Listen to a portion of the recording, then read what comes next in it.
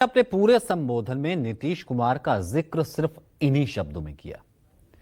हालांकि जेडीयू के नेता और एनडीए में शामिल दूसरे दलों के नेता यह जरूर कह रहे हैं कि यह चुनाव नीतीश कुमार की अगुवाई में लड़ा गया, लिहाजा सीएम तो नीतीश ही होंगे, नीतीश कुमार ही बिहार के अगले मुख्यमंत्री बनेंगे। टाइगर नीतीश कुमार है ही, आप रिजल्ट नहीं देख रहे हैं। ये रिजल्ट क्या बता रहा है? रिजल्ट ये बता रहा है कि नीतीश कुमार जी के नेतृत्व में ही एनडीए चुनाव लड़ रहा था और प्रचंड बहुमत नीतीश कुमार जी के नेतृत्व में उनके काम पर जनता ने मोहर लगाया। इसमें कहाँ कोई विवाद है, इसमें कोई क्वेश्चन प्रश्न का सवाल ही जवाब नहीं है। सबने हमने सर्वमान नेता हमारे माननीय मुख्यमंत्री हैं और हम सबने माना है और हम समझते हैं कि 1-2-3 दिन के अंदर में वो शपथ लेने वाले हैं। सवाल है कि इस बार ऐसी स्थिति बन क्यों रही है? आखिर इस तरह की चर्चा क्यों हो रही है कि बीजेपी बिना जेडीयू के 2030 तक बिहार में सरकार चला सकती है? तो इसके पीछे की वजह है कि पिछले कुछ सालों में नीतीश की जो राजनीति रही है, राजनीति का ग्राफ रहा है। दरअसल पिछले कुछ साल में नीतीश कुमार इधर उधर होते रहे, यानी कभी एनडीए के पाले में गए तो कभी महागठबंधन के पाले में। प्रदेश की जनता चाहे जिसे वोट दे, मुख्यमंत्री नीतीश कुमार ही बनते हैं। तो कुल मिलाकर के नीतीश करीब 20 साल में सत्ता में है। वो 7 बार बीजेपी, 2 बार आरजेडी के साथ मिलकर सरकार बना चुके हैं। नीतीश कुमार को बार बार पाला बदलने के कारण पलटू राम कहा जाने लगा। माना जाता है कि अगर उन्हें मुख्यमंत्री पद नहीं मिला तो वो दूसरा रास्ता भी चुन सकते हैं। ये सवाल तो इस बार भी बना हुआ है। नीतीश कुमार पिछले 2 दशकों से बिहार की राजनीति की धुरी है। 2014-15 में 10 महीनों के जीतनराम मांझी के कार्यकाल को अगर छोड़ दें तो नीतीश कुमार लगातार बिहार के मुख्यमंत्री पद पर रहे हैं। इस दौरान नीतीश कुमार अपनी सहूलियत के हिसाब से अपने गठबंधन सहयोगी बदलते रहे। नीतीश कुमार मार्च 2000 में पहली बार बिहार के मुख्यमंत्री बने। उस वक्त नीतीश समता पार्टी में थे, लेकिन उस वक्त सरकार केवल 7 दिन चली। फिर 2005 में नीतीश कुमार ने बीजेपी के साथ मिलकर चुनाव लड़ा, दूसरी बार सीएम बने। 2010 में भी एनडीए के सहयोग से नीतीश कुमार तीसरी बार सीएम की कुर्सी तक पहुंचे, मुख्यमंत्री बने। फिर आया 13। नीतीश कुमार ने बीजेपी से 17 साल पुराना रिश्ता तोड़ लिया। 2014 के लोकसभा चुनाव में मिली हार के बाद नीतीश कुमार ने सीएम पद छोड़कर जीतनराम मांझी को मुख्यमंत्री बना दिया। 2015 में नीतीश कुमार ने आरजेडी कांग्रेस के साथ मिलकर चुनाव लड़ा और गठबंधन सरकार बना ली। अब बन गए वो 5वीं बार मुख्यमंत्री। लेकिन 2017 तक आते आते तेजस्वी यादव पर भ्रष्टाचार के आरोप लगे। नीतीश कुमार ने महागठबंधन से अपना रिश्ता तोड़ लिया, अपना नाता तोड़ लिया। फिर बीजेपी के साथ मिलकर सरकार बना ली। 2017 में नीतीश कुमार 6ठी बार फिर सीएम बने। फिर आया 2020। नीतीश ने बीजेपी के साथ मिलकर विधानसभा चुनाव लड़ा और सत्ता में वापसी कर ली। नीतीश ने पहली बार बीजेपी से अलग राह तब पकड़ी थी जब 2014 में बीजेपी ने नरेंद्र मोदी को लोकसभा चुनाव में प्रधानमंत्री पद का चेहरा घोषित किया था। मोदी का विरोध करते हुए नीतीश बीजेपी से अलग हो गए थे और 2014 लोकसभा चुनाव उन्होंने अकेले लड़ा था। लेकिन मोदी लहर में 20 सांसदों वाली जेडीयू सिर्फ 2 पर सिमट करके रह गई थी। ऐसी मोदी वेव थी।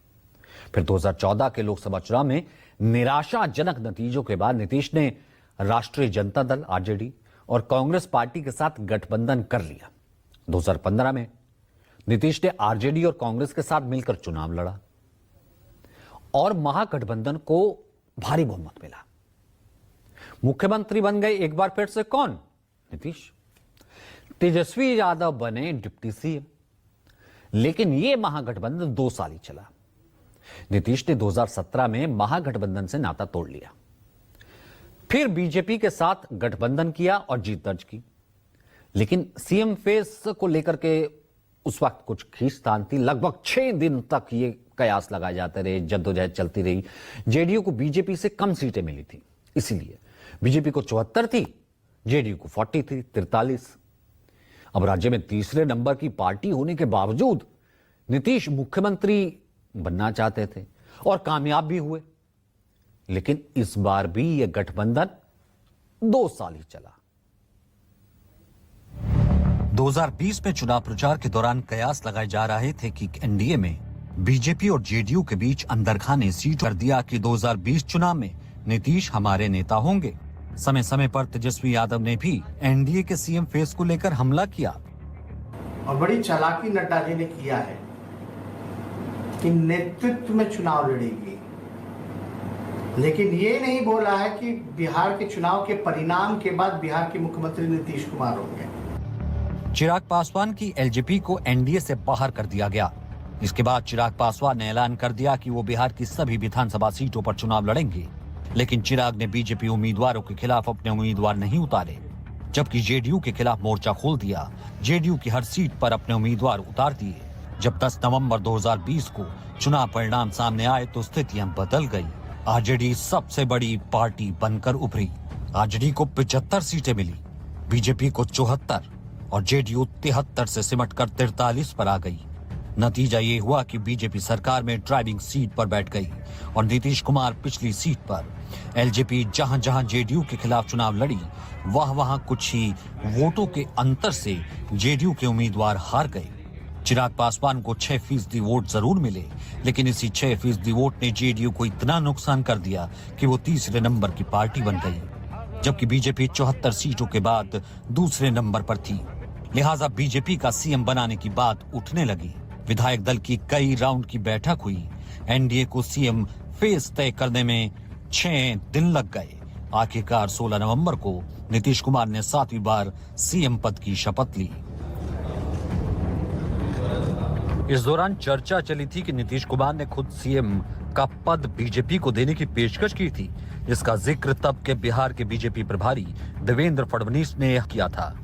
हमारे शीर्षस्थ नेता आदरणीय प्रधानमंत्री मोदी जी ने पहले ही ये घोषित किया है कि वहां पर हमारे अलायंस के नेता नीतीश जी रहेंगे, हमारे मुख्यमंत्री नीतीश जी रहेंगे। लेकिन 2 साल बाद जेडीयू और बीजेपी के रिश्तों में खटास आ गई। 22 अप्रैल 2022 को नीतीश कुमार अचानक तेजस्वी यादव की सियासी इफ्तार पार्टी में पहुंच गए। कयास लगाए जाने लगे कि बीजेपी से नाराज नीतीश कुमार आरजेडी के साथ जा सकते हैं, और हुआ भी कुछ ऐसा ही।